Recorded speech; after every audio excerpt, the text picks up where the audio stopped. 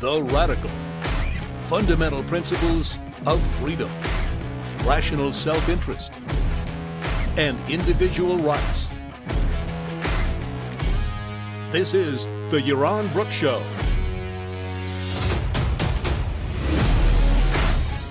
All right, everybody, welcome to Yaron Brook Show.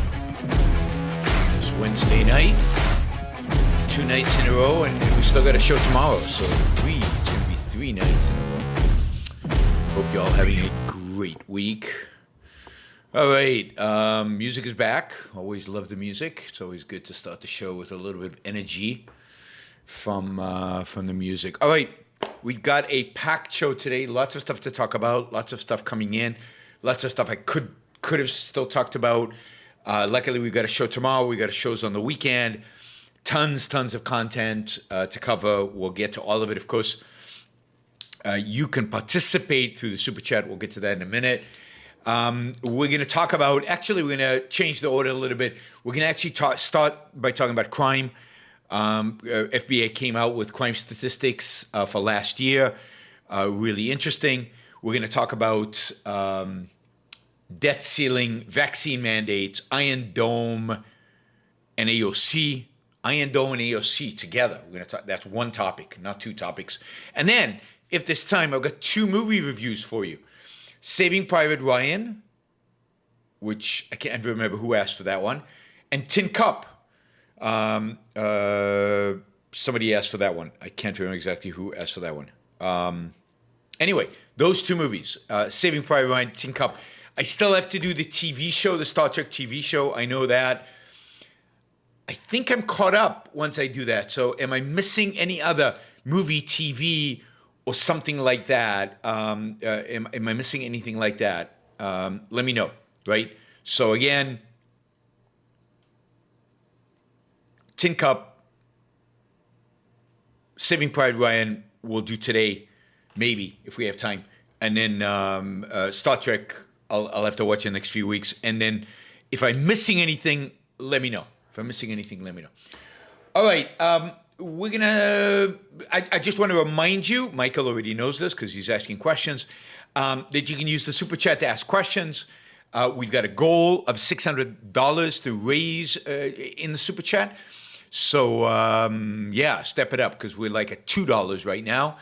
Ali is indeed in the house. When Ali is in the house, we usually make our goals. So I don't expect you to disappoint Ali, start disappointing Ali today. But feel free to ask about anything, about any issues. You can do so on the Super Chat. $20 or more questions get priority. $20 questions get priority. Of course, questions that have $100, $200, $500, $1,000 get, of course, even higher priority. So the more money you put in, the higher the priority. $600 is the goal today. We're still behind for this month, so if we can get $600 today and $600 tomorrow, we will make our monthly goal.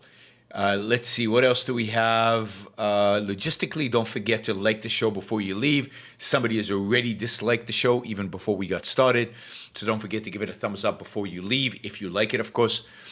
And don't forget to subscribe if you're not a subscriber, and all the rest of it, like and all, and of course, ideally, my ideal is if all of you guys became monthly subscribers, particularly those of you out there listening to this on a podcast rather than watching YouTube. The best way for you guys to support the show and secure that it continues and help it to continue and help it flourish is by going to PayPal or yaronbrookshow.com/support and making a PayPal monthly contribution. That is the optimal way to support the show and to help us out. Also, you can do it on Locals, Subscribestar, and Patreon. Patreon seems to be picking up. So if you're cool with Patreon, go to Patreon. It's an easy, simple way to support the show. Monthly support is the best kind of support because it is predictable. Anyway, that's the pitch. One more logistical thing. The debate with Richard Wolff is on. It'll be in 2 weeks. It'll be in Philadelphia at the University of Pennsylvania. I've already tweeted the details. You can find them on my Twitter feed. You should be able to get information about the event on my website. There is a place to register for it. I'm hoping for a massive turnout at the University of Pennsylvania. Mostly, hopefully, mostly I assume against me. But capitalism versus socialism is going to be, a featured event. The posters already that were made, and I will, look for the link for it. So Yaron Brook versus Richard Wolff on capitalism versus socialism is coming to a theater near you, actually to a lecture theater in University of Pennsylvania on October 12th. October 12th. Don't miss it. It's going to be a lot of fun. All right, let's jump into it. Let's talk about crime, right? If you remember, in 2016, when Donald Trump ran for president, he was talking about hi Jeff, hi Gene, hi Charlie, and hi Stephen. Thank you guys for the support. Really appreciate it. So in 2016, when Donald Trump was running for president, he declared that crime was out of control. There was, a huge amount of crime all over the streets. And this is why we needed a law and order president like President Trump. And, carnage in the streets of America is a phrase that will go down in infamy in a sense of just the complete detachment of reality. Now, it is true, 2016 was not the bottom. It was not the best year ever for crime. The best year ever for crime was 2014. There was actually an increase in crime between 2014 and 2016. But 2016 is still dramatically, not a little bit, dramatically lower in terms of crime than was 1991, 92, 93, 94. The early 90s, the late 80s were the peak of crime in America. So, so when Trump said carnage in the streets of America, while crime was up a little bit, it was nowhere near its peaks. And indeed, in 2017, crime went down. In 2018, crime went down. 2019, it kind of stabilized. And then in 2020, crime went through the roof. Now, again, through the roof is a relative term. It went up a lot. It went up the largest one-year increase in murders in the history of record keeping. Murders went up 29% in that 1 year, and violent crime didn't go up quite as much, but it did go up last year. Still, violent crime more broadly are still very close to their historical lows, to the lowest it's ever been. But in terms of murder rates spiked in 2020. It's kind of funny because the former secretary, Trump's former press secretary, Kaylin McEnany, blamed President Biden for the murder spike on Twitter, only to delete her tweet when she realized the data was from the final year of the Trump administration, not the Biden administration. So you cannot blame Biden for the dramatic increase in murders in the United States. Anyway, in spite of the increase in murders, again, we're still significantly below the rates of the 1990s and the 1980s, although violent crime, murder seems to be an uptick again this year, not quite at the same rate as it was last year, thankfully. But crime is definitely on the increase, and that is a big challenge. Many on the right would like to blame this on lax policing and the police not being motivated because of what happened last year. But much of this crime happened before all those trends. Not everything is post kind of the depolicing or the restructuring of police departments, although that could be very well contributing to the increase in crime this year. So Situation of crime is not good. It's not dire. It's not carnage in the streets of America, but it's not good. The trends are not good. The direction is not good. And the fact that we have engaged, or that parts of America have engaged in significant reductions in police budgeting, a reduction in police staffing, is probably not a good sign long-term for crime. But the FBI did come out with crime statistics yesterday, or I think earlier this week. They do look bad, but again, if you have to look at them from an historical perspective. While murder rates went up, crime generally went down. Violent crime went up a little bit. It is murders that went up a lot. And that is last year. That is under the Trump administration. So it's a little ironic that the carnage in 2020, in Trump's final year, was actually significantly higher than the carnage in 2016, Trump's first year as president, in spite of his carnage in the streets of America and the fact that he was supposed to be a law and order president. It turned out that he wasn't. It turns out that based on these kind of statistics, violent crime got worse under Trump, not better. So those are the stats in terms of crime. What did I just closed the window here. I didn't intend to close. Let me just find that. Yeah, there it is. All right. So if you guys have questions about crime, of course, now is a great time to use the Super Chat feature to ask those questions. I usually engage in answering the questions, not just based on the amount of money you put on them, but also based on the relevance to the topic at hand. Is Ali with us? Like it looked like she was there in the beginning, and then she's kind of disappeared on me. So I'm not sure where Ali is.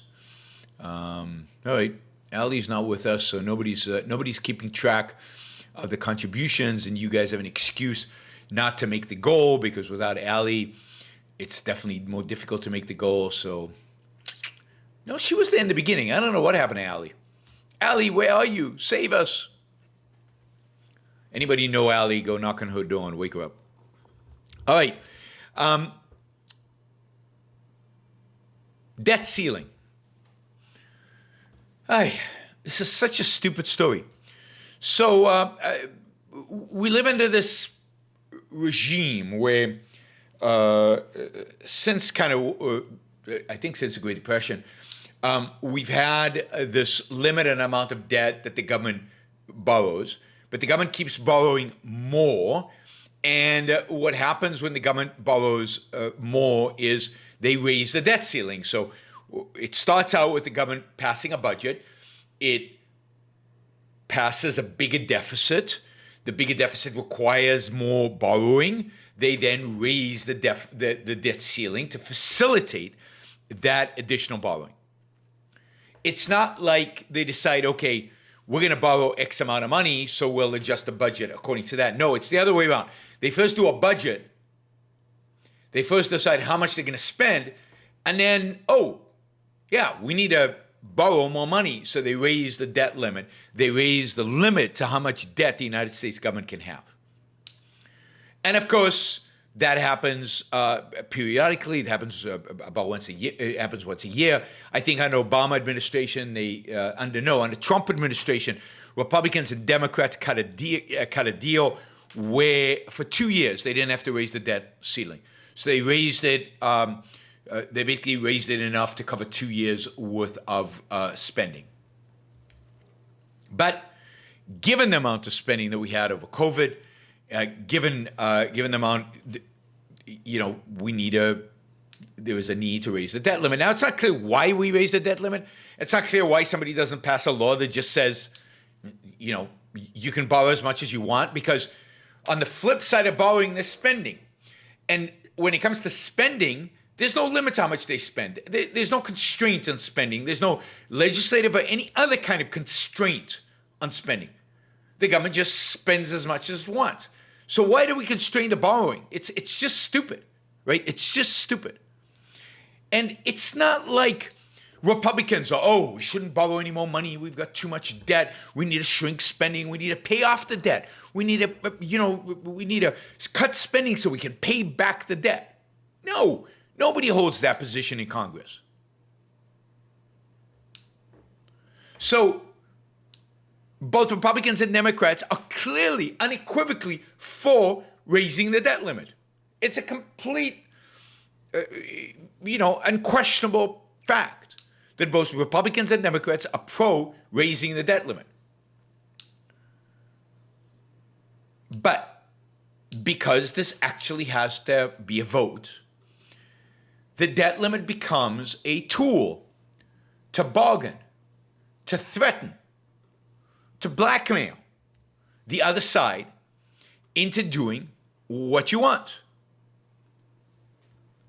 And that's exactly what is going on right now. This is not some negotiation. This is not some disagreement over policy. There is no disagreement over policy here.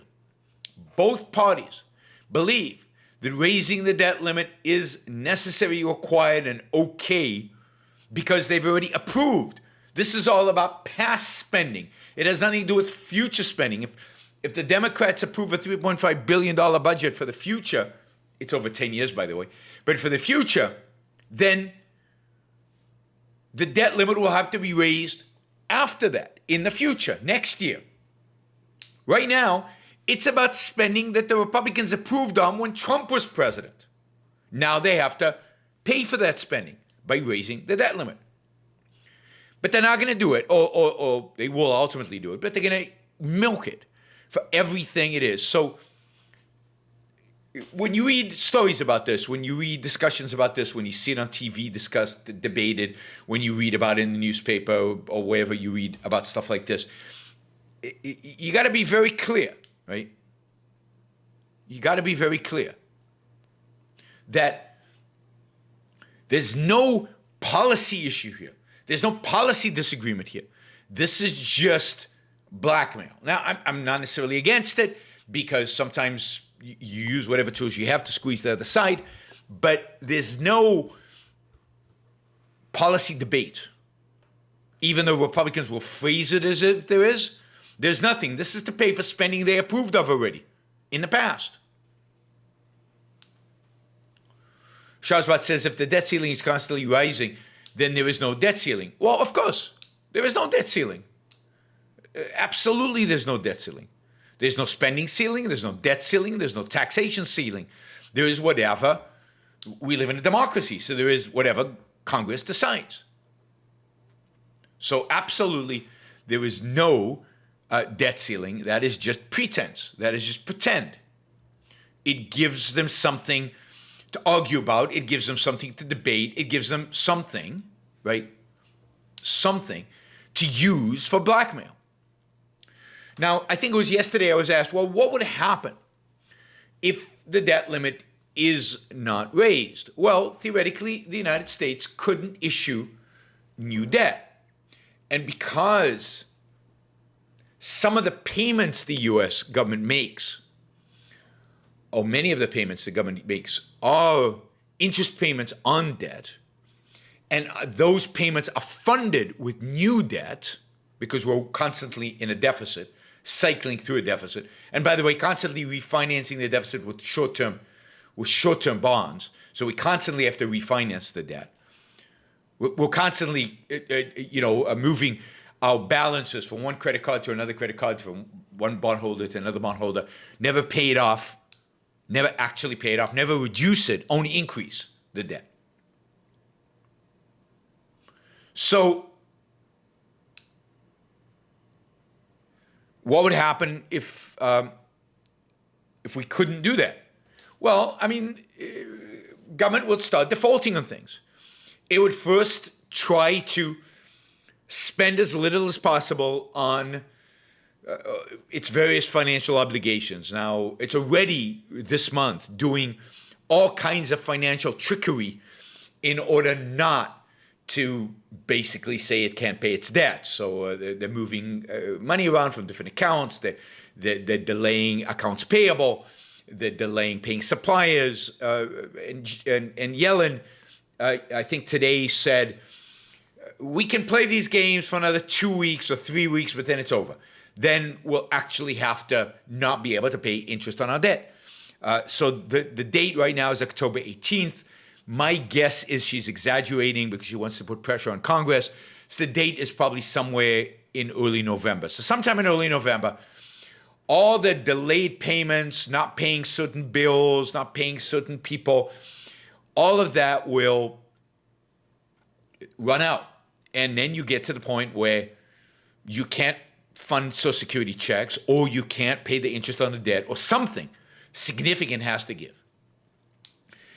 And this would be a technical default of the U.S. government on its debt, something that's never really happened or hasn't happened in 150, 200 years. Now, what are financial markets going to do? There's a lot of panic out there. There's a lot of, oh my God, the world will end. The United States will go bankrupt. The financial markets will. I mean, financial markets know exactly what's going on. What's going on is political gamesmanship. It's not that the United States government doesn't have the capacity to borrow money. It's not that if they borrowed money, the markets would say, we're not lending it to you. You're too big of a risk. It's just that there being political games being played, and it's just posturing, it's blackmail, it's pressure group, it's pressurizing. Nothing in terms of the economic stability or the ability of the U.S. government to raise capital, to raise money, would change. The government could go tomorrow into the financial markets and sell debt, and people would buy it. Whether we like it or not, they would. And the markets know this. So the markets would not treat a partial default on some debt as if the United States government was bankrupt. So yes, it would be inconvenient. It would raise interest rates a little bit. There would be a little bit of panic here and there. But overall, it's a non-event. It really is a non-event. So that's my view of debt ceiling, debt default. I mean, what the United States needs, what's responsible, what a proper Republican Party would do and should have done when it was in power, would be to cut spending dramatically, and therefore to cut debt and stop paying back the debt. Not only is that the economically right thing to do, it is the moral thing to do, the just thing to do, the responsible thing to do. For a party who believes in being conservative and being American and being moral and having high standards and all of that, you would think the Republicans would be advocating for cutting spending and returning money, paying off the debt. But no. Republicans, Democrats mostly compete on how much money they can spend. I did not see Manchin's statement today, so I have not seen that. And it's irresponsible. It's stupid economics. It's immoral that we don't have in the United States today. We do not have a political party that stands for a moral budgeting process, a moral government. Doesn't stand for the founding fathers, doesn't stand for the principles of the founding, but doesn't even stand for just responsible government. We have in the United States a completely out of control, irresponsible government led right now by the Democrats, but which the Republicans support whenever it's convenient for them, and the Republicans engage in the same behavior when they have power, that just believes that spending does not matter, that sucking money out of the private economy does not matter, that taxing and borrowing money does not matter. And there's zero responsible voices on this in Congress today. Nobody. So I don't know, Rob, what Manchin said today, but generally he's been against the $3.5 trillion spending bill. Basically he said he won't support the $3.5 trillion. He said that for a long time. The senator from Arizona, the Democratic senator from Arizona, said she will not support raising taxes on the wealthy or corporate taxes. She wants actually a carbon tax. So but other people don't want a carbon tax because it's regressive. So there's a lot of disagreement within the Democratic Party about how to fund the 3.5 trillion of spending. Of course, there's some people don't think it needs funding. They could just spend it. Cinema is the name of the senator from Arizona. I don't think it's going to pass. It doesn't look like it has enough votes. Cinema and Manchin won't allow it to go through the Senate. I don't think we're going to get a carbon tax, even though that's what Cinema wants and some of the Democrats want it because of its regressive nature. The progressive wing of the Democratic Party insists on raising taxes on the rich and on corporations, and Cinema and I think Manchin are against that. I think Manchin is also against just spending $3.5 trillion on basically all the $3.5 trillion is an expansion of the welfare state. And he is against that, and I think she is against that as well. So even though the Republicans managed to lose the Senate in a, strategically, the unbelievably incompetent way, it looks like we're going to get some level of gridlock anyway. Unfortunately, we will get an infrastructure bill. Infrastructure bill is horrific. It's awful. It's unneeded. It's unnecessary. But at least it's not 3.5 trillion. It also raises some taxes, but it mainly reallocates funding. It's probably an increase of about 500 billion over 5-10 years. So it's not a huge amount of increased spending, although it's unnecessary. It's unnecessary. All right, let's see. We've got let's do a couple of Super Chat questions, $20 Super Chat questions. This is the advantage of doing the $20 is you get it answered early in the show, like right now. I was going to make a fundraising pitch, but then I remembered I'm not supposed to do that except at the beginning of the show, at the end of the show. So just pay attention to Ali. Just pay attention to Ali. Naruto asked, a good time to bump What to Do About Crime by Peikoff. One of my favorites, and I've shared it with many true crime fans. Yeah, I mean, it's was that a radio show? What was What to Do About Crime? I don't remember. I don't remember when or in what context he did that. But yes, anything by Peikoff is hugely valuable. And please look up What to Do About Crime by Leonard Peikoff, and you'll get access to it. Everything today is available and free, or almost everything. Thessie says, please talk about Gabby Petito. Why? And I guess I don't get it. I mean, it sounds like Gabby Petito got murdered by her boyfriend. It sounds like it was a pretty abusive relationship to begin with.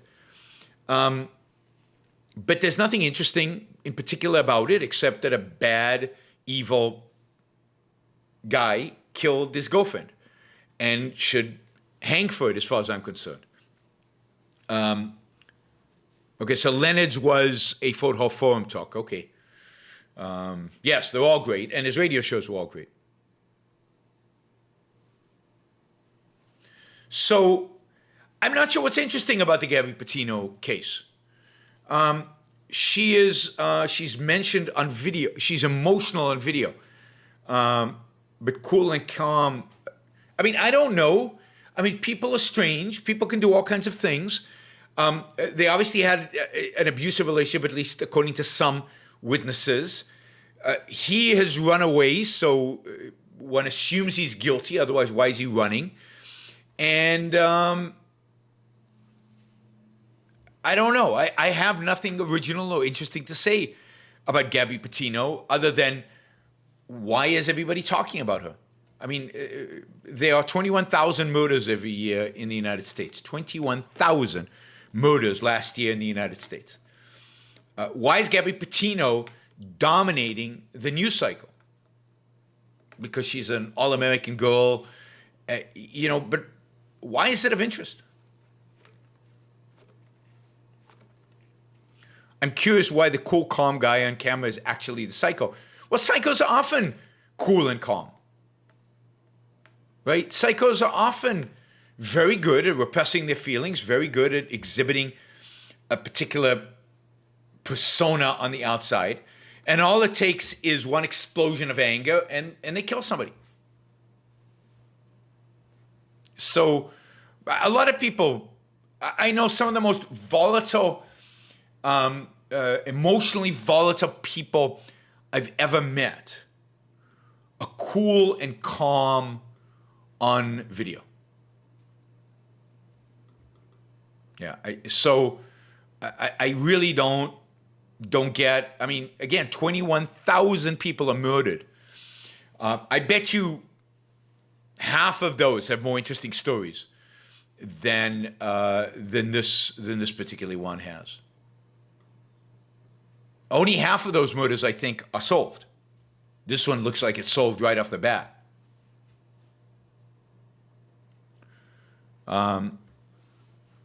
So, yeah. Andrew asks, I'll take this because it's a $20 question. How are some ways philosophy is creating the growing cultural attitude that debt doesn't or shouldn't matter? Jeff, thank you. Wow, that is very generous. Really appreciate it. He writes, nice to have a night off to watch live. Cheers to Ali and everyone for showing up and listening to our favorite objectivist. Cheers. Thank you, guys. Thank you, Jeff. That goes a long way for Ali to reach her goal. So Andrew asked, how are some of the ways philosophy is creating the growing culture attitude towards debt doesn't or shouldn't matter? Well, I mean, a lot of different ways. One is just a lack of any kind of respect for reality, for reason, for rationality, for facts. You could say both on the left and on the right, there is a placing of the wishes, whims above reality. You start with whim, you start with emotion, you start with what feels right, and to hell with reality. I mean, that's a philosophical position, that emotions are more important than facts. Emotions are more important than reason. Emotions are how we should conduct our lives. And if you think about Republicans, when they get into power and they spend and they get all excited, and you ask them about the budget deficit, oh, we'll take care of that another time. Oh, it doesn't matter. But when they're in opposition, they say, oh, government spending too much. We got to get control of the deficit. And then it suddenly matters. So it's all about emotion. And people out there don't seem to care. It's complicated. It's confusing. Well, think about it tomorrow. A famous line from Gone with the Wind. I'll think about it tomorrow, which is evasion, a negation of the need to think, a negation of the focus on facts and on reality. One of Friedman says, it's pragmatism. Absolutely. It's kind of a pragmatic approach. You know, principles. Yeah, well, maybe deficit spending actually works. Maybe it's good for the economy. Republicans will say, right? And on the Democratic side, we'll come up with a new theory to explain it. It doesn't have to be connected to reality because we're Platonists. So it could be an ideal. And, you know, ideals don't always come to reality. And we'll call it modern monetary theory, which basically said we can print all the money we want and nothing bad happens. I mean, not exactly. I'm strawmanning it. But, you know, generally. And then, so that's kind of emotion above reason, and whim, and of course pragmatism. There are no principles. Oh, a science of economics. Oh, but science of economics deals with principles. We don't believe in principles. Principles don't exist. We don't want to be limited and constrained by principles. That's too restricting. And then, of course, there's altruism. Well, we can't cut, and there are people suffering. We need to help people suffering. We need to help our constituency. We need to help the people who suffered from COVID. We need to help the people who, who don't have enough healthcare, who don't have enough iPhones, who don't have enough, housing, who don't have enough education, who don't have enough stuff. So we have to keep spending. We have no choice. Yeah, no, we know one day we'll have to pay back the debt. But what choice do we have?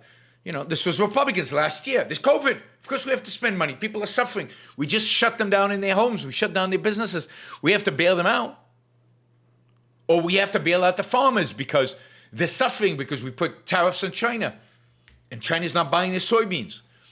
So there's always an appeal to somebody's suffering. There's always an appeal to somebody's misery, and therefore altruism is a huge. How can we deny funds to people who are suffering? So those are some of the philosophical causes of people not even caring to think about the economics of a budget. It's not even on the agenda because it's not relevant from their perspective to anything going on. They're pragmatists and they're altruists. And pragmatism and altruism demand short-term solution that appeases the weakest, that appeases the suffering, that spreads the money around. And then, of course, politicians, a lot of it's just appeasing interest groups, special, whatever. Again, it's pragmatism. And if you look at Biden, this is about throwing a bone to the progressive wing of the Democratic Party. I hate to call them progressives because they're anti-progressive. They're actually regressive. The regressive wing of the Democratic Party.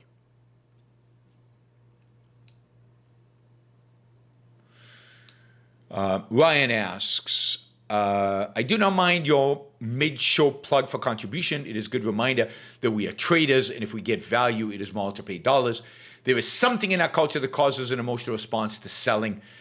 I get it, but it also breaks down the flow of the show. So I don't mind the selling either, but some people do, and I've experimented now for almost a month with not asking mid-show, and actually contributions are up, so I'm not going to change unless you guys tell him. But, Ali is here to remind you, and I do sell at the beginning, and I will sell at the end.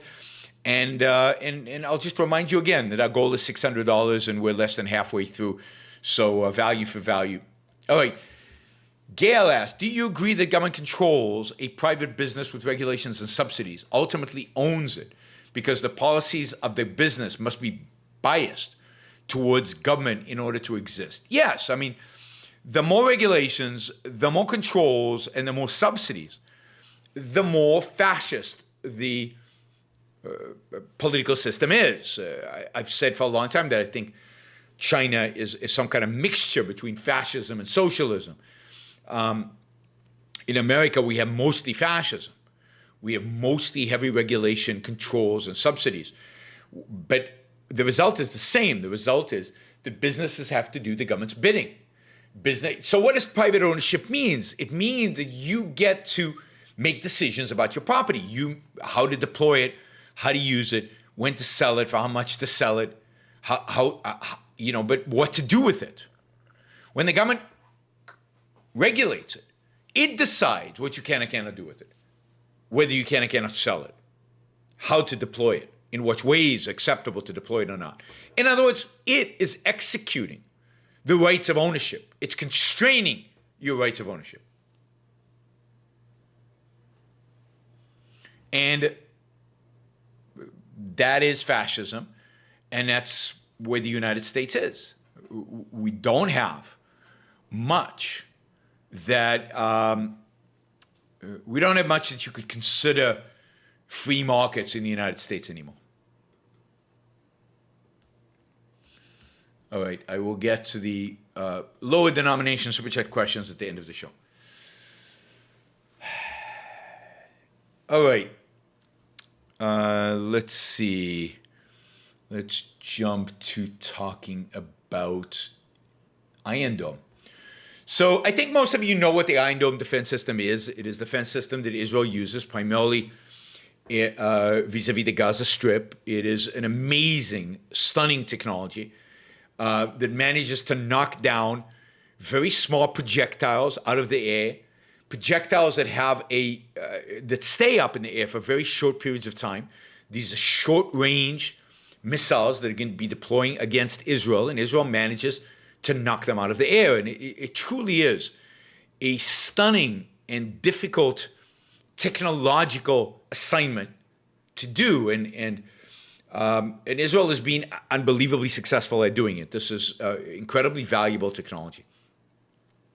And the United States has paid a lot of money to help Israel fund the development and deployment of this technology. I think partially because the United States wants this, right? This is a technology that could potentially protect U.S. bases, let's say in a place like Iraq, from the Iranians deploying the same kind of missiles against them. This is the kind of technology that could be deployed in a variety of different situations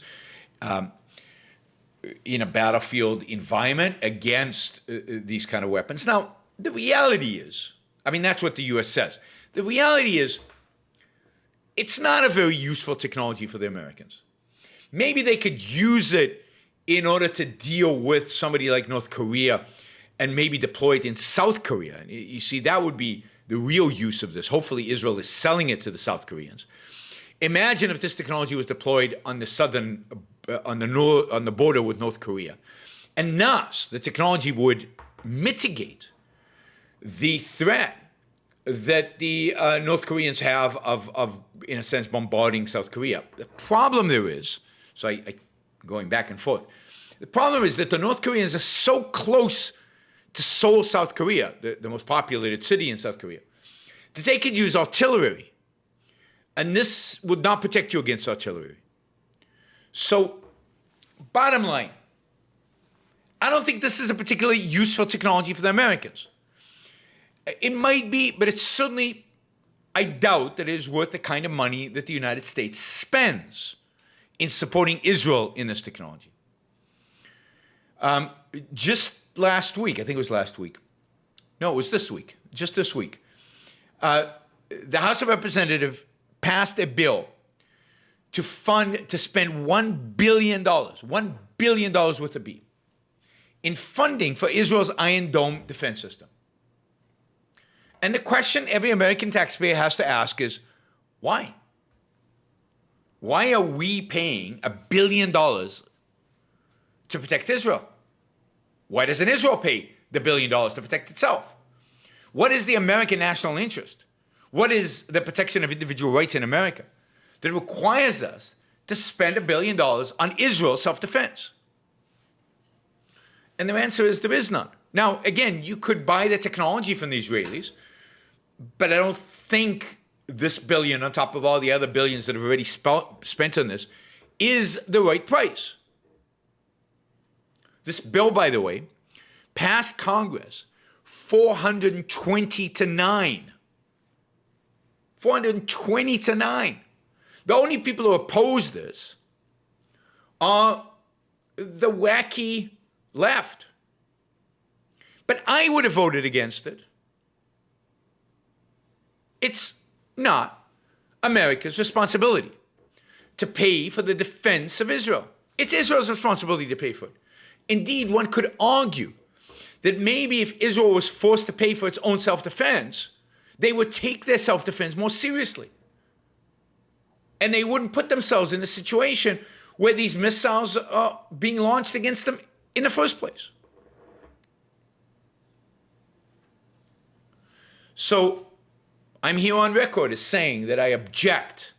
I think it's in spite of my strong support for Israel, in spite of my strong support for a strong Israel, for a robust Israel defense-wise, I object to the United States spending American taxpayer dollars to buy more missiles for the Iron Dome defense system, which Israel can afford. And if it can't afford, then it should go in and wipe out the Hamas in the Gaza Strip, so they don't need to have the Iron Dome. It's only because Israel's been weak in addressing the terrorist threat in the Gaza Strip that it even needs the Iron Dome. Anyway, so I think it's wrong. However, it turns out that on this, on the vote, I am even further out than AOC. In a stunning event, AOC did not vote against this. AOC, who is super anti-Israel, AOC that is part of the, progressive gang in the House of Representatives, together with Ilhan Omar and Rashida Tlaib, AOC abstained. Talk about a coward. Now, why did she abstain? Well, she couldn't vote for spending the money on Israel because she hates Israel. She despises Israel. She thinks Israel is a bad country, an evil country for the way it treats the Palestinians. She's on the other side. But why didn't she vote against the bill? Why didn't she join her other so-called progressives, regressives, in voting against the bill? Well, here's the problem. There are rumors that AOC is going to challenge Chuck Schumer for the Senate seat in New York State. Now, to win in New York State, you've got to at least get some of the Jewish vote. And if she votes against this, she is afraid that she might alienate the Jewish vote. So she got herself in this quandary where if she votes for the bill to fund $1 billion for this defense, she's betraying everything she believes in. If she votes against it, she is probably destroying her chances of becoming a senator from the state of New York. So she chose the cowardly route, which is to abstain from the bill. She first, by the way, voted against it, then changed her vote and abstained. Now, she realized that this was a cowardly, pathetic move, and therefore, on the House floor, she broke down crying. Literally crying, tears rolling down. Her congressmen, I guess Republicans and Democrats, came down to console her, to try to tell her that everything is going to be okay, AOC. Nobody thought you had too many principles anyway. Nobody was too concerned about your principles, so don't worry. Everything will be fine. Now, I think this has destroyed her ability to ever become senator, or at least become senator this round. She won't get the Jewish vote because, well, the Jews know how, or the pro-Israel vote at least, they all know how she would have voted, and they don't believe her crying. She won't get the anti-Israel vote because she didn't vote right. Basically, it's completely undermined her. So the tears were real because strategically, tears were the worst thing she could have done. So AOC, as always, is a loser. So that is AOC and the Iron Dome.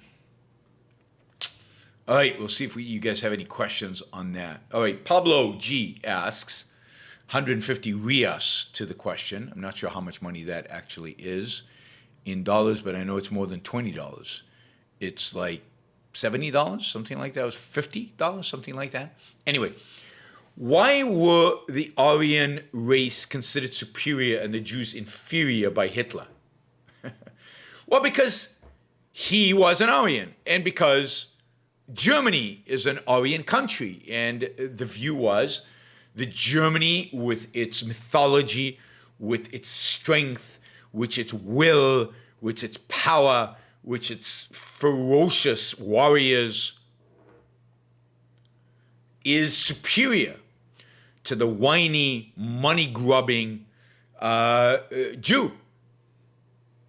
So the idea was, and this is consistent with Nazi ideology, strength, physical will is superior to the mind. And the willingness to sacrifice in the name of power, in the name of physical strength, versus making money, which is what's associated with the Jew, the one is more superior to the other. So in every respect, the Aryans are tall, blonde, white-skinned. The Jews are dark, funny-looking noses, and, not strong. So again, it's the physicality that the racism focused on. And then, of course, there was the not just the German, quote, pride in that physicality and in the way they look, but also in German culture, in the association of that German culture with particular characteristics associated with the German race. But all of that is, of course, completely and utterly bogus. It's all based on emotionalism. There's no factual basis for any of it. How they got away with it is one of the great, stunning mysteries of the 20th century. But for that, you have to read The Ominous Parallels by Leonard Peikoff, where he explains it. It's a consequence of philosophy. It's a consequence of divorcing the mind from reality. It's a consequence of placing mythology, emotion, the will, Nietzsche's will, Kant's, quote, reason detached from reality, Plato's ideals floating from reality, detaching all that from reality, real reality, and therefore making stuff up, which is what Platonists, religionists do all the time. And this was just another kind of religion. Another kind of religion. And it basically, Bree says racism is a great way to blame others for your problems. Yes. So it's a way to take the problems that exist, I don't know, economic crisis in Germany, the Great Depression, and blame it on the other. I hate, if you haven't noticed, if you've been watching my shows for long, I hate when people do that. When they take a crisis, whatever the crisis is, and then they blame it on the other, the one who looks different, acts different, has maybe a different culture, and blame all your problems on them. All right, we've got 2 movie reviews. That reminds me that, September 2021, is going to go down in the Yaron Book Show history books as the Great Purge. We really had a huge number of unsubscribes. Now, we had a lot of subscribers, so net, the month is still positive. But this month might have had the most number of people unsubscribing from the Yaron Book Show.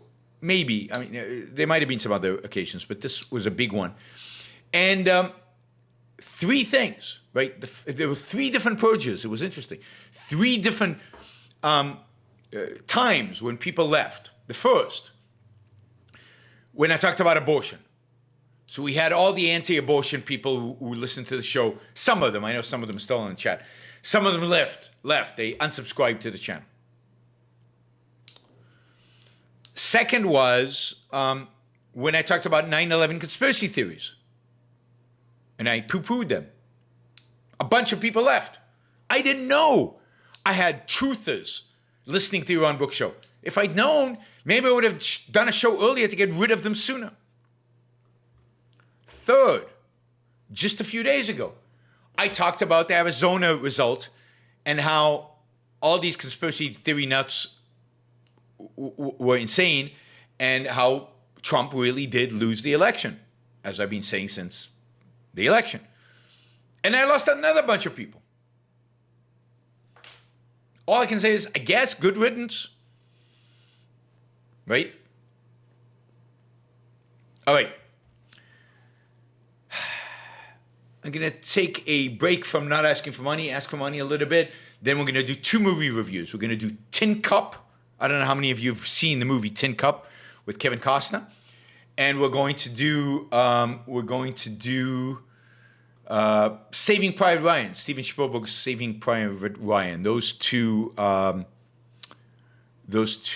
movies I will review right after we take a short fundraising break. So let me just remind everybody that we have a goal today. Our goal is to raise $600. We have the goal for every show. You can support the show by using the Super Chat feature in YouTube. You can also, if you listen to this afterwards, the applaud feature also allows you to support the show. Support the show at any level is fine, but you can also ask a question. You can use the opportunity of supporting the show to ask a question. Questions that have dollars associated with them get answered on the Yaron Book Show. The more money you associate with a question, the sooner in the show, I answer it, but really all the questions ultimately get answered in the show. You know, I skipped vaccine mandates. How did I skip vaccine mandates? I'll get to vaccine mandates in a minute. So we're at somewhere around $300 and something, $322. So we're still about $280 short. So if those of you who can, those of you who want to, those of you who would like to use this opportunity to support the show, please jump in. $280 is very much doable between now and the end of the show. Ali will be happy and satisfied at reaching the goal, and we will get closer to reaching my monthly goal, which we will ultimately, I think, surpass tomorrow. But we need a good day today, and we need a good day tomorrow to get to that goal. So we need to raise $600 today and $600 tomorrow to get to the monthly goal. If we raise less today, we're gonna have to bump up the goal for tomorrow. So either way, the Yaron Brook Show, you know, this whole program survives from your contributions. And you can contribute here through the Super Chat, or you can contribute at yaronbrookshow.com/support. That is actually my preferred way of your contributing, but it's terrific for those of you to go on there and give a monthly contribution, because it's easier for me to track and so on. And of course, you can also do that on Patreon or Subscribestar, but Super Chat is what we do live. It's fun. It's exciting. And we're up to $312, so there's another $288 to go. All right. Vaccine mandates. I forgot to talk about that. So one of the, quote, unintended consequences of vaccine mandates is that hospitals are having to lay off huge numbers of staff because they are now mandated by the states, in certain states like New York, that only vaccinated employees can work at the hospital, which is, in my view, ridiculous. Partially because this also includes people who might have already had COVID. If you had COVID, at least for a while, you should have developed immunity. So it makes no sense to penalize people who've already had COVID. Indeed, in most of the world, other than the United States, having had COVID is treated as if you're being vaccinated. But I still go back to the issue of people who are unvaccinated are primarily hurting themselves. Now, yes, there is a certain element where they're hurting other people, you know, to the extent that they get infected. But then the solution to that is simple. If you're not vaccinated, and maybe if you are vaccinated, this is the right policy. The hospital should require people to come 15 minutes early to work, do an antigen test. If you're negative, go in and get the work done.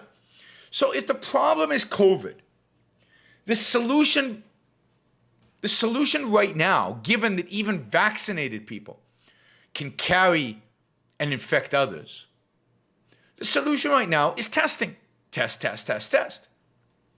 And if we're really worried just about unvaccinated people getting sick, going to hospital and dying, then let them. It's a choice they're making. So, you know, the vaccine mandates, I think, should be, I don't know that they will be declared thus, but I think that the government doing this is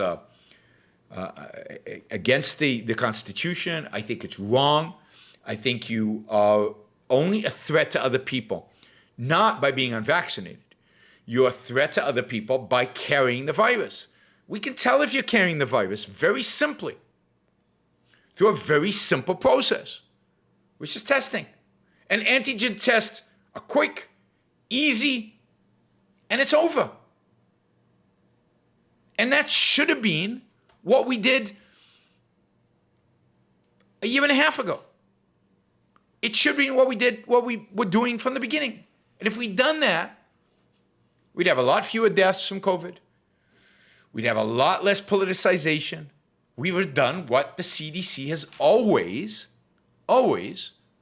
suggested we do. Naruto, thank you. Wow. Gopal Gabur. Wow, $200. Thank you. That is incredibly generous. I really appreciate it. That brings us up all the way up to $523. Now we only need $76 in order to get to our goal. So thank you. Testing doesn't have to be mandatory by the state. Testing can be mandatory by the employer. Employer can mandate testing. Why would anybody object to testing? Testing is not objectionable. You're not putting any substance in your body. There's no argument about anything around testing. Testing is easy, straightforward. You just do it and you solve the problem. Now, I think people should get vaccinated, but vaccination does not prevent you from getting ill, it turns out. It does not prevent you from carrying the virus, it turns out. It lowers the probability, and it certainly lowers the probability you will end up in hospital or die from it. But the threat to other people is posed by people who have the virus. Exclude those people voluntarily in the workplace. Make it a workplace requirement. Not at the government level, but at the workplace level.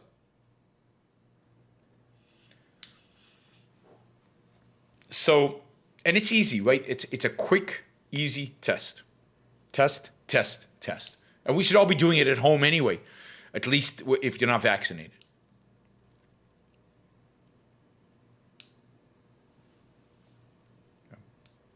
Nobody's taking pills for blood clots. It's just silly. And I've said from the beginning, I think if you're young, if you're healthy, certainly if you've had COVID, I don't think you need a vaccination. But it's for anybody older than a certain age, I think it makes 100% complete sense to get vaccinated. It should be a choice. There's a rational choice to make here, but I think you need to make the rational choice. And if you're over 40, the rational choice is to get vaccinated. If you're obese, you have diabetes, you have any comorbidities, the rational choice is to be vaccinated. If you're 25 and you're healthy and you're fit, then it's not clear that the rational choice is to get vaccinated. I've said this from the beginning. All right, let's see.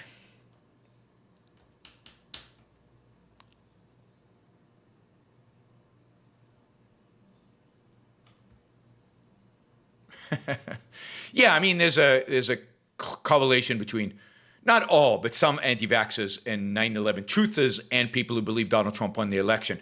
It's amazing how much overlap there is between those things. Go figure, right? Irrationality goes in streaks. All right. Tin Cup. Tin Cup is a golf movie, a sports movie, a movie featuring Kevin Costner. What's the name? It was directed by a guy named Ron Shelton. And what's the name of the actress? Renee Russo is the actress. It is about a golf pro who, as a college player, showed a lot of promise. Was one of the best players maybe in the country, and great things were expected of him. But he had this tendency to take on stupid risks, to go for it, and to crash and burn, to not be able to handle the mental side of the game. And if you know anything about golf, or if you name any kind of precision sport, but this is true of any sport, but particularly golf, golf is to a large extent a mental game. It is a game of strategy. It is a game of risk. It is a game of odds. It is a game of minimizing a score, not a game of scoring a particular spectacular shot, but it's about winning, and winning requires playing smart. So Tin Cup, which is his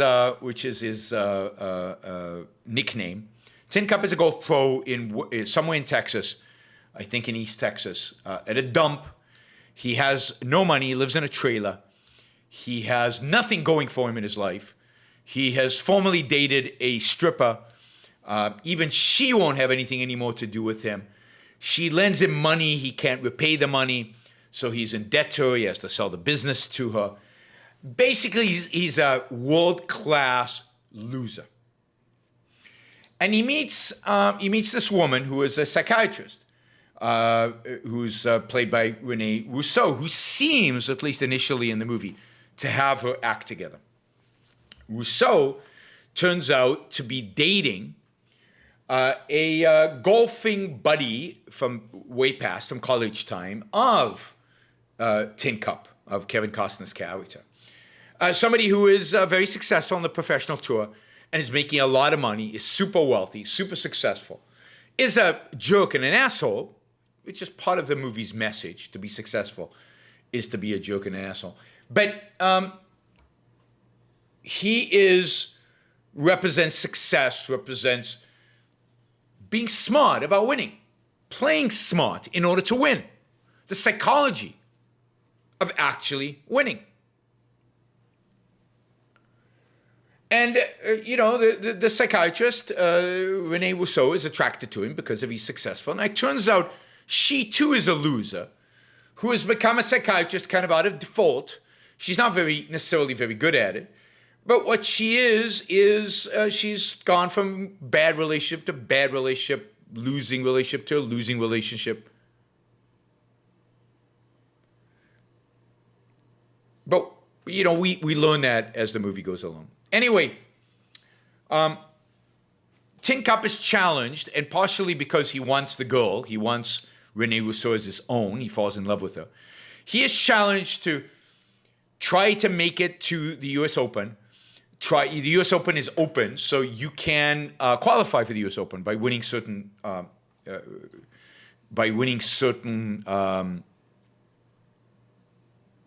tournaments.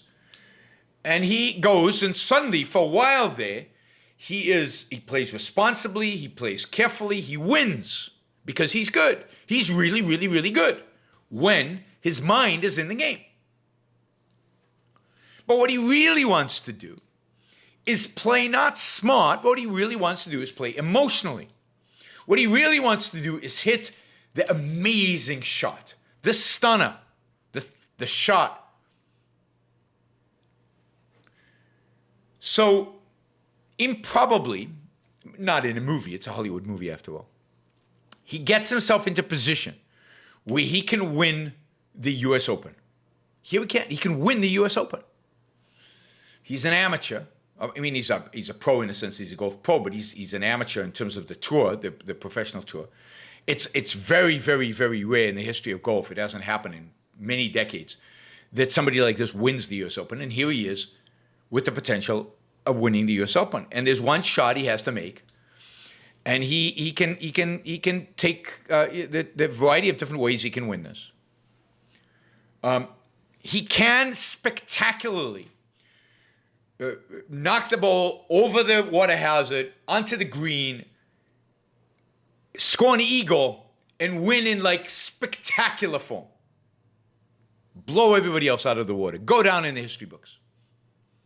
Or he can, shoot it close to the water, then get on the green and try for a birdie or maybe even a par and still win it. And make history by winning the U.S. Open, a major tournament. Say he takes the shot to win it all in an eagle.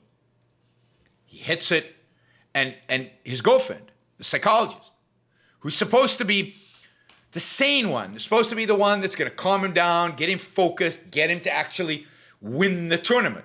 She encourages him, do what your feelings tell you to do. Go with your passion. Don't go for the win. Go with your passion.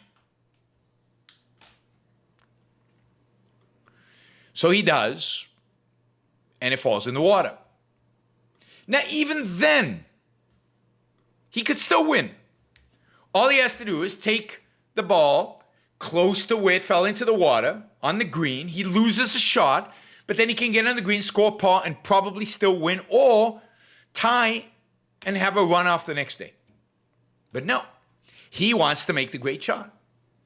So he drops the ball where it was before, and he hits it again. And he goes in the water again, and he hits it again, and he goes in the water again, and he hits it again. And in other words, he loses any chance of winning. He comes very close. You see, one of the advantages of doing well in the Open is it gets you into the Pro Tour. You get an immediate invitation into Pro Tour. We're talking big money. We're talking lots of tournaments. We're talking about a whole different lifestyle. Success. He comes very close to scoring such a low score as getting pushed out of this.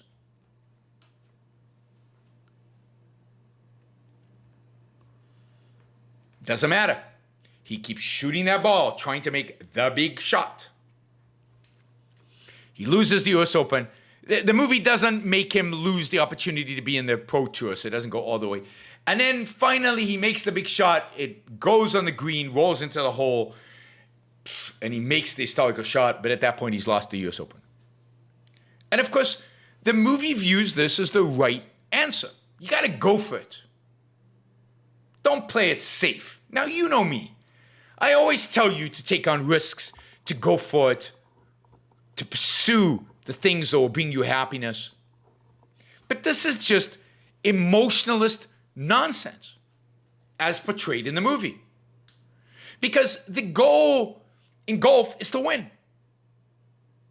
It's to get the lowest score on a course, not on a particular hole. It's completely second-handed. He wants the applause. He wants to be remembered. He wants the accolades of other people. What he needs, particularly in this first major tournament he's ever played in, is to win. It'll change his life dramatically. And he chooses not to. The theme of the movie, if you will, is follow your emotions. The theme of the movie is, even if it makes you a loser, follow your emotions. Don't do what makes sense. Don't do what actually achieves your goal.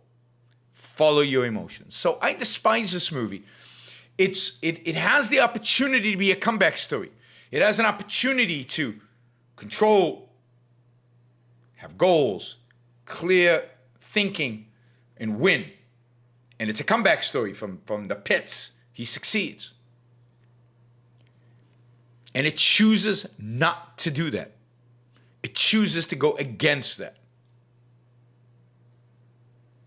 So I'm not a fan of Tin Cup. I think it's an anti-reason movie, anti-rationality movie, anti-success movie.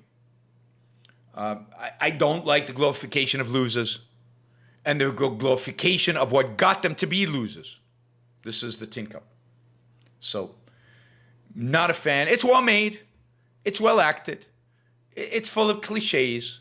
It's funny in parts, and that's why the ending is so disappointing, because it could have been a C, B plus on the movie scale as a light-hearted rags to riches comeback story with a light humorous touch. But it lands up being, in my book, a D because of the really, really bad philosophical theme. That is Tin Cup. All right, we'll get to Saving Private Ryan in a minute. First, we got Dan B, who's come in with a $200 contribution. Dan, thank you. I really, really, really appreciate it. Dan says, hi, Yaron. What is your opinion of horror in film and literature? Can a horror story be a great artwork under an objectivism standard? On a side note, I watched the Netflix horror series Midnight Mass, which was excellent. I think you would have a great commentary on the underlying themes. So, it's a great question. Ayn Rand had something to say about this. Leonard Peikoff did. I have something, although not as important as what they had to say. Ayn Rand did not like horror films. I don't like horror films. Not because Ayn Rand didn't. I didn't know that Ayn Rand didn't like them, but I've never liked them. I don't like the feeling they give me. I don't like the malevolence. I don't like the power that they grant evil. I just don't like horror, any kind of horror. I don't like zombie movies. I don't like, but I particularly don't like the truly horror, particularly if it's got elements of mysticism. I just can't stand it. So Chainsaw Murder or whatever, I don't watch those movies. I haven't watched them in decades. I just don't engage with them. So I'm not going to watch the Netflix horror, particularly if it's good, which means that it's quite horrific. But yeah, so now, but that's, and Ayn Rand didn't like them. She didn't like kind of the emotion it evokes there. On the other hand, Leonard Peikoff has said that he did like them, and he's given reasons for it. Certainly, horror can be good in terms of artwork. That is, it can portray heroism. It can portray rationality. I mean, here's the movie that is closest to a horror movie that I love. I mean, it's one of my favorite movies. Is Aliens, the second Alien movie, the second in the I don't know how many remakes there've been, but the second one, the one that James Cameron made with Sigourney Weaver, Aliens. Now, there's an element of horror in Aliens. I mean, there are these aliens who plant their eggs in your stomach and they pop out of you. You know, it's pretty horrific. But it is a movie that celebrates reason and rationality, courage in the face of unbelievable horror, the virtue of keeping your mind, focusing on facts, focusing on reality. Sigourney Weaver is a terrific heroine. So I'm actually a huge fan of Aliens. And I can imagine, and I see no reason not, that horror movies, in spite of the fact that I don't like watching them and don't watch them, heroism is something that clearly can be a part of a horror movie. Reason and rationality, figuring out by what mechanism the evil out there is functioning and dealing with it. So I think horror movies can be excellent. They can have be objectively good based on the standards of cinematography. They can be well acted. They can have beautiful cinematography, amazing, effective, not beautiful, effective cinematography. They can have a compelling, suspenseful story, real heroes who are really challenged by what's going on to them, the horrors of what's going on to them. And so I have nothing against horror in theory. I don't like the emotional experience of experiencing it. It brings me pain, not pleasure, and I try to avoid pain. So let's see, Corey follows up with $100 Australian from that, so thank you, Corey. Following up on the super chat about horror, I like Leonard Peikoff, love horror films. In all seriousness, do you think there is some underlying philosophical or maybe psychological characteristic that are developed in people who love horror? I certainly think there's a psychological, right? I mean, the art you respond to says something about your psychoepistemology. It says something about your sense of life. So there's no question that the response to horror movies says something about your psychology. And I'm not suggesting it's bad. I'm just saying it's different. And the fact that I can't stand horror says something about my psychology. Now, what does it say about our psychologies? What does it say about our view of reality? It's complicated, and you'd have to know a lot more about the particular individuals. I don't want to psychologize.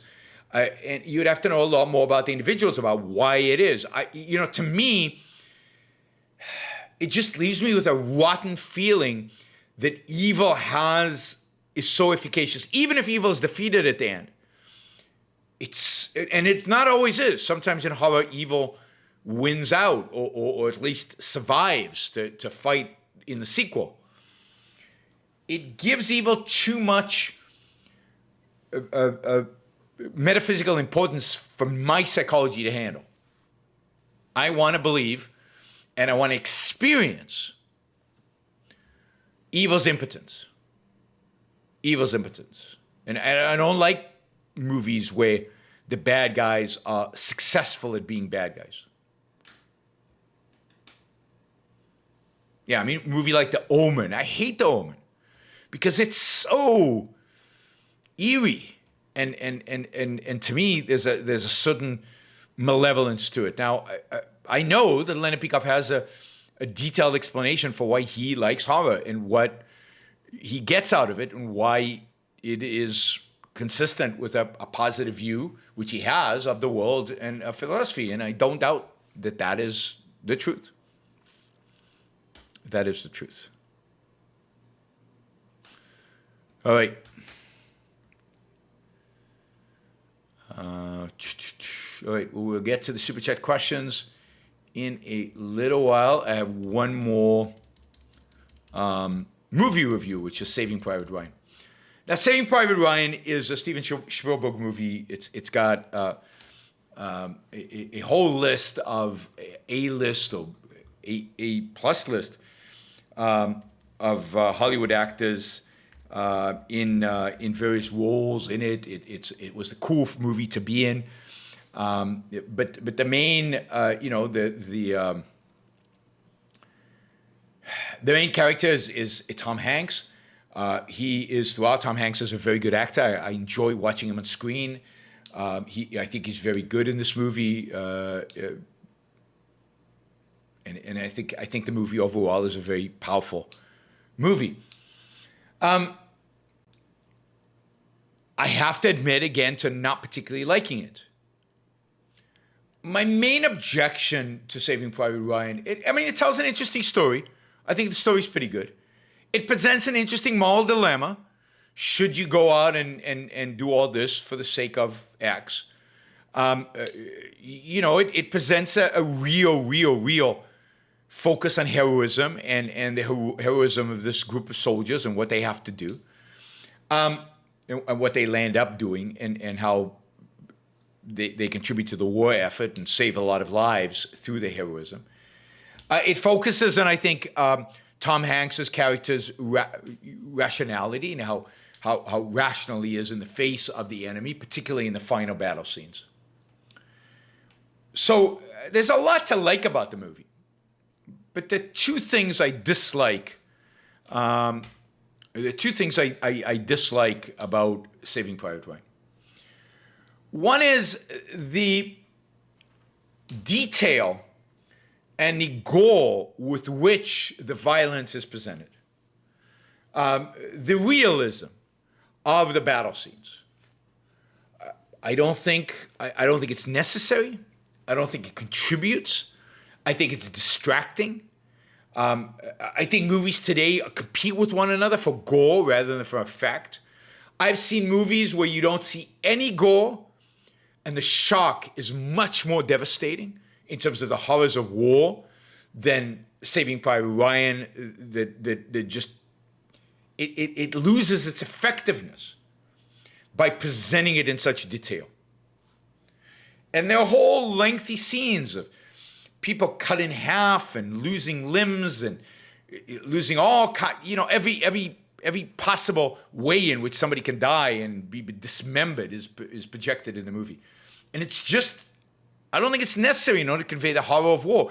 It is a sign of failure as a filmmaker, in my view, when you resort to hyper-realism to extract, emotions from your audience. So I am not a fan of that kind of realism. In movies, I agree with Ayn Rand. Movies, like all art, should be abstracted away. There should be a stylization of reality. If you're just projecting reality, it's not interesting. What's interesting is when you stylize it and when you use the visual medium to evoke emotion without dragging you through and forcing the emotion down your throat. So I don't like hyper-realistic movies generally. I didn't like, for a similar reason, I didn't like Schindler's List. And here, there was another element to this, and that is that Spielberg, both in Saving Private Ryan and in Schindler's List, just milks it for emotion. Every cliche, every little, he sucks every moment in the movie to get you to cry, to get you to emote, to get particularly, the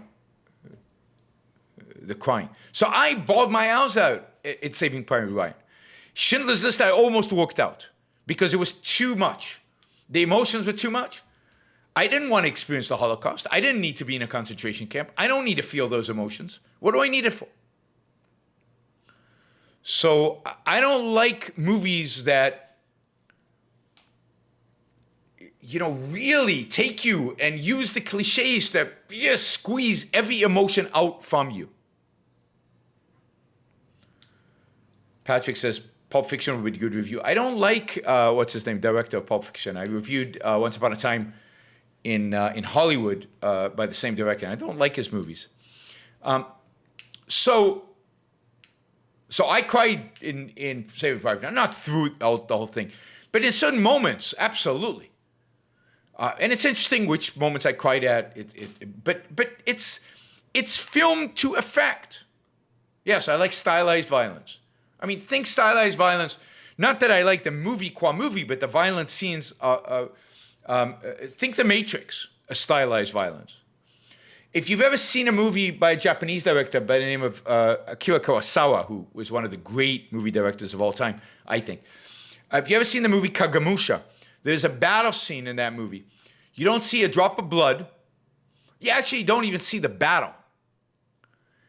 But it is more effective in giving you a sense of the horror of it.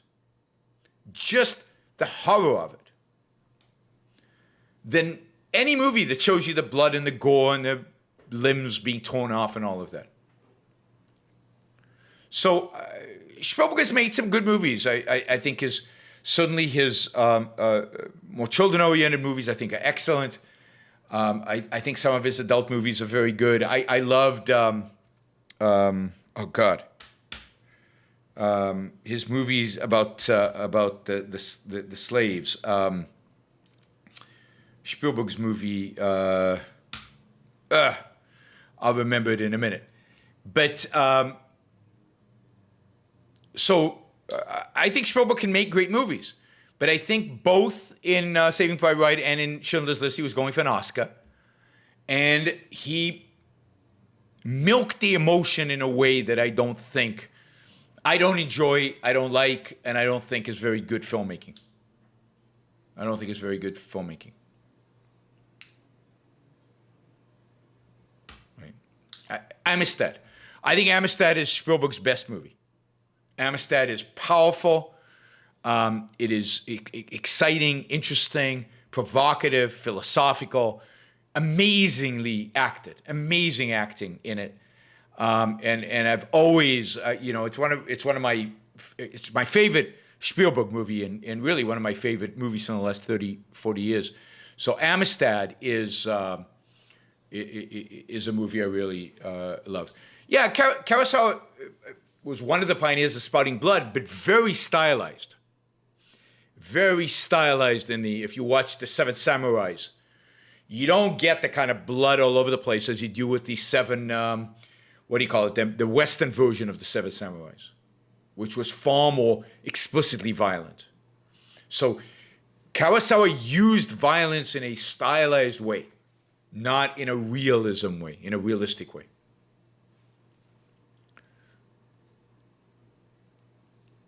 Yeah, I didn't like A Beautiful Life. For a variety of reasons, if somebody wants, I'll review that movie. I won't watch it again, but I'll review it. I don't think it's a good movie, core movie. All right, yep. Movie reviews are $500. So if you want me to review a movie, $500, and I'll review it. Pretty much anything. Please don't ask me to review Magnificent Seven. That's the Western version. Please don't ask me to review horror movies. I don't particularly like them. So, all right.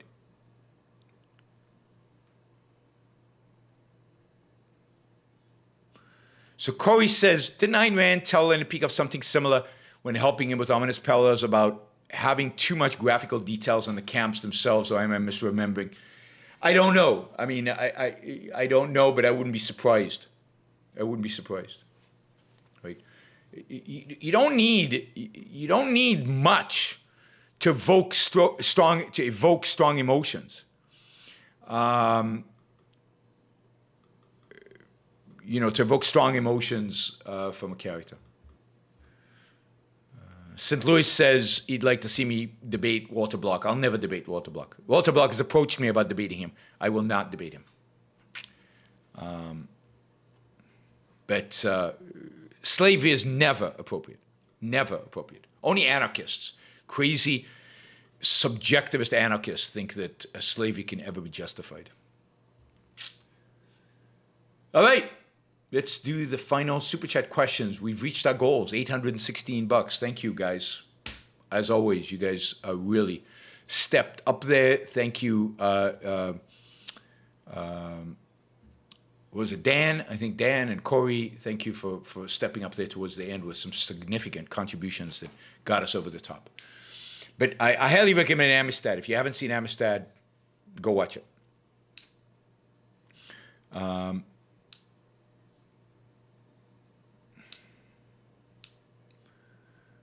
Again, you want me to watch a movie, you want me to review a movie, you know the cost. Okay, Michael Sanders, do you prefer Irish accent to English? English by far. I can't understand the Irish accent. I don't know what the hell they're talking about. Scottish and Irish is very difficult to understand. Naruto asks, have you read the Bitcoin Standard? Curious if you have. It has a history of currency and money and was wondering if it is accurate. I'm bad at research. I have not read the Bitcoin Standard, so I don't know, but I think it's pretty accurate. I think it's pretty accurate if I remember him, the author, giving a talk about it, and I think from what I could tell, the history was pretty good. It was his extrapolation towards Bitcoin, which I thought was flawed.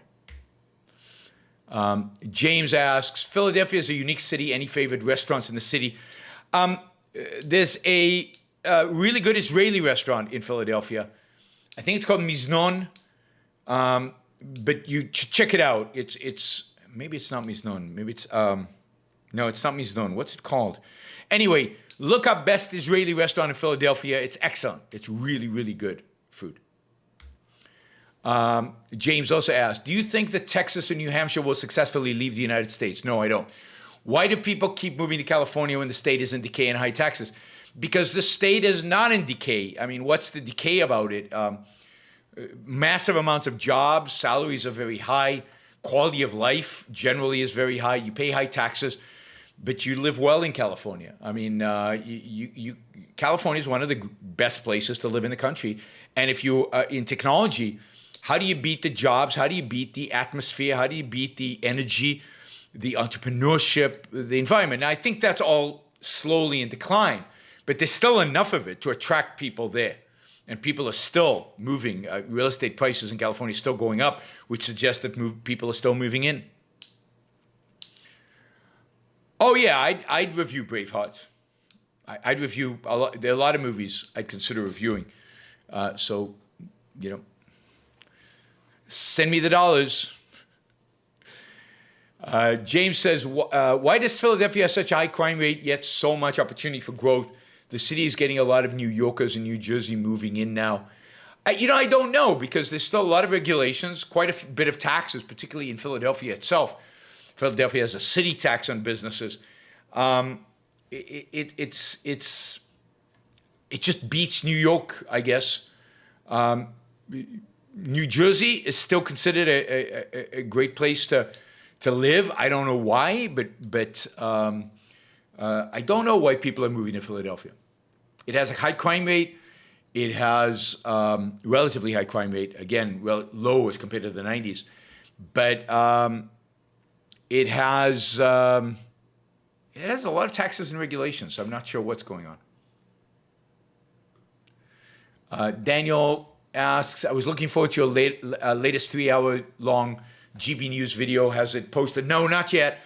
I'm trying to get the video. They're going to send it to me, and then I'll edit clips out of it, because I'm not on for most of the 3 hours. I'm just on for here and there. So we'll put up the clips of where I'm on. That'll happen in the next few weeks. Why is the ominous parallels not on Audible? I don't know.